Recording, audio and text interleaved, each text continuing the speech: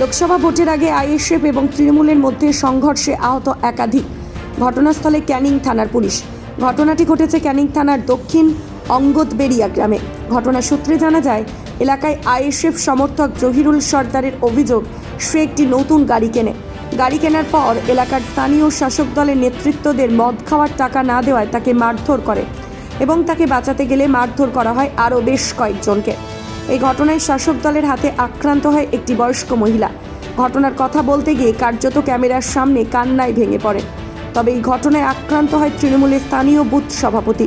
বর্তমানে তিনি ক্যানিং মহকুমা হাসপাতালে চিকিৎসাধীন। তবে আইএসএফের সমস্ত অভিযোগ তিনি অস্বীকার করেন। তিনি বলেন, আমি তৃণমূল করি বলে আইএসএফের লোকজন আমাকে মারধর করে। গোটা ঘটনায় আক্রান্ত হয় উভয় পক্ষের বেশ কয়েকজন।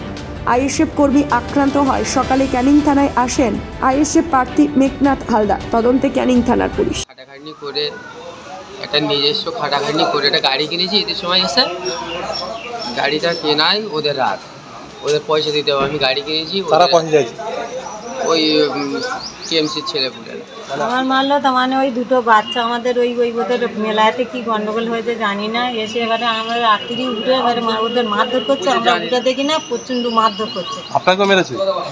এবার প্রচণ্ড মারধর করছে। এবার আমাদের এরকম মানে দাবার মানে কোলে ফেলে ফোটের কাছে।